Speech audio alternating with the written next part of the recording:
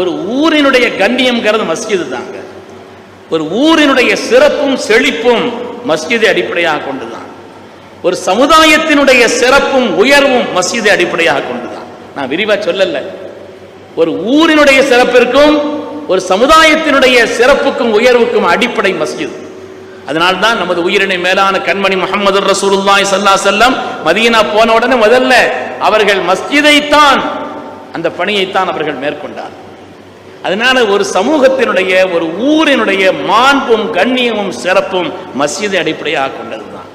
நம்முடைய ஈமான், நம்முடைய கல்வி, நம்முடைய வணக்கம், நம்முடைய ஒழுக்கம், நம்முடைய வியாபாரம், நம்முடைய திருமணம், இம்மை மறுமை சம்பந்தப்பட்ட அனைத்து நெறிகளுமே மஸ்ஜிதில் வைத்துத்தான் நமக்கு கற்றுத் தந்தார்கள் கண்மணி முஹம்மது ரசூலுல்லாஹி ஸல்லல்லாஹு அலைஹி வஸல்லம். தீன் துன்யாவினுடைய மொத்தமும் அதனுடைய கல்விக்கூடமாக திகழ்ந்தது மஸ்ஜிதுகள் தான். சுப்ஹானல்லாஹ், பள்ளிவாசல்ங்கிறது வெறும் பள்ளி அல்ல, அது ஒரு மருத்துவமனை, அது ஒரு பல்கலைக்கழகம், அது சுகாதாரத்தினுடைய மையம். ஈமானுடைய 70க்கும் மேற்பட்ட அம்சங்கள் இங்கிருந்து தான் கற்றுத்தரப்பட்டது. உலகத்திலேயே ஆக சிறந்த இடம் கைருல் பிகா என்று வருகிறது, அஹப்புல் பிகா என்று வருகிறது. ஊரிலேயே ஆக சிறந்த இடம், ஊரிலேயே அல்லாஹ்வுக்கு பிரியமான இடம். ஊருக்கு வர்ற ரஹ்மத் பதில் அங்கதான் இறங்குது, அங்கிருந்தா பங்கு வைக்கப்படுது, அங்கிருந்தா உலகத்தில் பங்கு வைக்கப்படுது, ஊருக்கு பங்கு வைக்கப்படுது. அதனால ஊரில் சிறந்த இடம், அது மாதிரி உலகத்திலே இடங்களில் ஆக சிறந்த இடமாக அது அமைந்திருக்கிறது. அருமையான பெருமக்களே, எல்லா விதமான நன்மைகளுக்கும் காரணமாக அது அமைந்திருக்கிறது. உலகத்திலேயே அமல்களில் சிறந்த தொழுகை அங்கேதான் நிறைவேற்றப்படுகிறது. தொழுகையினுடைய தாரக மந்திரம் அல்லாஹு அக்பர். தொழுகையினுடைய தாரக மந்திரம் அல்லாஹு அக்பர். அல்லாஹு அக்பர்ங்கிற ஒரு வாசகம் நம்ம சாதாரண அல்லாஹு அக்பர் அல்லாஹு அக்பர் அக்பர் சொல்லிக்கிட்டே இருக்கலாம். ஒரு முஃமினான மனிதன் ஒரு நாள் ஒரு ஃபர்தான சுன்னத்தான வாஜிபான தொழுகைகளிலே அல்லாஹு அக்பர் என்று எத்தனை தடவை சொல்கிறான் என்று கணக்கிட்டால் 350 தடவைக்கு மேலே நாம் சொல்கிறோம். விளங்கி சொல்றோமாங்க? கப்பீர்ஹு தக்பீரா, அல்லாஹுவை நீங்கள் தக்பீர் சொல்லுங்கள். அல்லாஹ் சொன்னான். அல்லாஹு அக்பர் கவுலுல் அப்தி அல்லாஹு அக்பர் கைரும் மினத் துன்யா வ மா ஃபீஹா. அல்லாஹு அக்பர் என்ற சொல் இந்த உலகத்திலே உள்ள எல்லாவற்றையும் விட மேலானது. இந்த அல்லாஹு அக்பர் நமக்கு என்ன பாடத்தை சொல்லுது? பாங்கில ஒரு நாளைக்கு 50 தடவை, ஒரு நாள் முழுவதும் கணக்கிட்டால் 50 தடவை பாங்கிலே அல்லாஹு அக்பர். பதில் சொன்னோம் சொன்னா அதையும் கணக்கிட்டால் 50.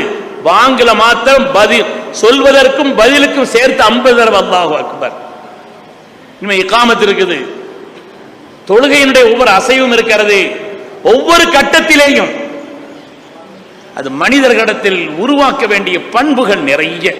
இந்த அல்லாஹு அக்பர் என்ற அந்த உன்னதமான சொற்றொடர் சாதாரணமானதல்ல.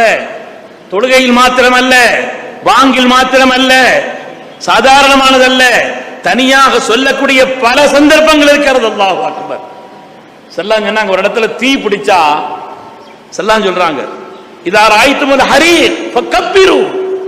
ஒரு இடத்துல தீ பிடிச்சா அல்லாஹு அக்பர்னு சொல்லுங்க. ஃபஇன்ன தக்பீர துத்ஃபிஉஹு, தக்பீர் தீயை அணைக்கும்னு சொன்னாங்க ஸல்லல்லாஹு. தக்பீர் தீயை அணைக்கும். சொல்பவர்கள் சாதிக்குல் அமீன் கண்மணி முஹம்மது ரசூலுல்லாஹி ஸல்லல்லாஹு அலைஹி வஸல்லம். அல்லாஹு அக்பர்ங்கிறது மாத்திரம் நாம விளங்கிட்டா அதனுடைய தத்துவங்களை, அதனுடைய உன்னதத்தை, அதில் இருக்கக்கூடிய மேன்மையை நாம் விளங்கி விட்டோம்னு சொன்னா ஒரு தடவை அல்லாஹு அக்பர்ங்கிறத கண்ணீர் வடிக்காம நம்மளால சொல்ல முடியாது. அவ்வளவு உன்னதமான ஒரு நிலை அல்லாஹு அக்பர்.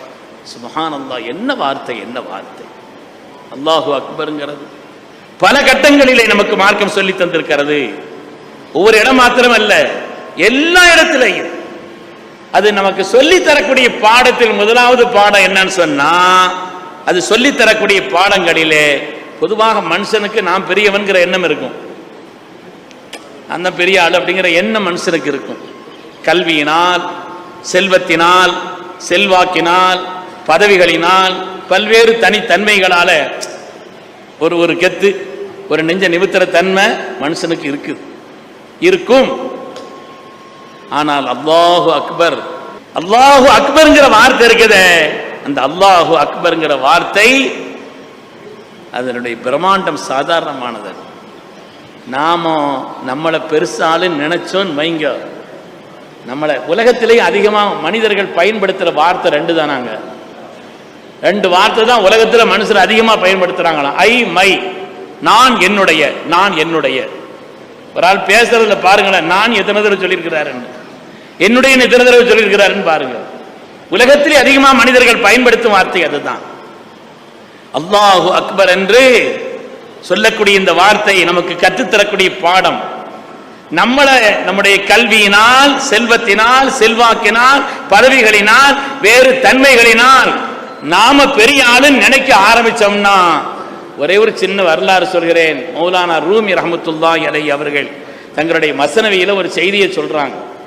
ஒரு ஈ, அந்த ஈட்டை சொல்லப்பட்டுச்சான், கடல்னு பிரம்மாண்டமான ஒன்று இருக்குது, பிரம்மாண்டமான கடலில் கப்பல் ஒன்று இருக்குது, அந்த கப்பலை செலுத்தக்கூடிய மாலுமின்னு ஒரு ஆள் இருக்கிறாரு அப்படின்னு அந்த ஈட்டை சொல்லப்பட்டுச்சு.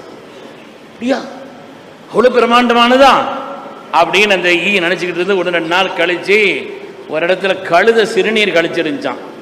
மௌலானா ரூமி சொல்ற உதாரணம், ஒரு இடத்துல கழுத கொஞ்சம் சிறுநீர் கழிச்சிருந்துச்சான். அந்த சிறுநீருக்கு மேலே ஒரு புல்லு ஒன்று இருந்துச்சான், சின்ன புல்லுங்கண்ண. அந்த புல்லுக்கு மேலே போய் இந்த ஈ உட்கார்ந்துச்சான். கடல் என்ன கடல், நானும் கடல்ல கப்பலை செலுத்தி கொண்டிருக்கக்கூடிய மாலுமின்னு சொல்லிச்சான். அது கடல் என்ன கடல், இதோ நானும் கடலில் தான் செல்கிறேன், கப்பலில் செல்கிறேன், கப்பலை செலுத்தும் மாலுமியா நான் இருக்கிறேன்னு அந்த ஈ நினைச்சா எப்படியோ அது மாதிரிதான் நாம பெருசுன்னு நினைச்சா. அல்லாஹு அக்பர்னு சொல்ற நேரத்தில் பல நேரங்களில் நாம நம்மளை ஏதாவது ஒரு வகையில நினைச்சோம்னு சொன்னா, பெருமக்களே, இந்த ஞாபகத்தை மௌலானா ரூமியினுடைய ஞாபகம் நமக்கு வந்துடும். அல்லாஹு அக்பர் என்பது நமக்கு பல்வேறு விதமான படிப்பினைகளை, பாடங்களை சொல்லித் தருகிறது. அந்த உன்னதமான உச்சாடானம் சொல்லப்படக்கூடிய இடம்தான் வாங்கின் வழியாக, இகாமத்தின் வழியாக, தொழுகையின் வழியாக ஒவ்வொரு மனிதனும் ஒரு நாளைக்கு 350 தடவைக்கு மேல் சொல்கிறான். ஹஜ்ஜிலே தவாஃபை ஆரம்பிக்கும் பொழுது சொல்லப்படுகிறது, கல்லறியப்படும் பொழுது சொல்லப்படுகிறது, தக்பீரின் பொழுது சொல்லப்படுகிறது, அறுத்து கொடுக்கப்படும் பொழுது சொல்லப்படுகிறது. பல்வேறு தனிப்பட்ட சந்தர்ப்பங்களில் ஸல்லல்லாஹு அந்த சந்தர்ப்பத்தில் தான் இப்படி ஒரு சந்தர்ப்பம் சொன்னாங்க. இது அராயித்தும் ஒரு ஹரீக ஃபகப்பிரு, நெருப்பை கண்டால் தக்பீர் சொல்லுங்கள், ஃபைன்ன தக்பீர துத்ஃபிஉ, தக்பீர் நெருப்பு அணைக்கும்னு சொன்னாங்க. அதனால இந்த அல்லாஹு அக்பருடைய மகத்துவத்தை விளங்கி நம்முடைய வாழ்க்கையிலே பெருமையை விட்டும் நம்மை நீக்கிக் கொள்ள வேண்டும். பெருமையை விட்டு நீக்கிட்டோன்னு வைங்களேன், நம்ம வாழ்க்கையில் வெற்றி பெற்றிருவோம்.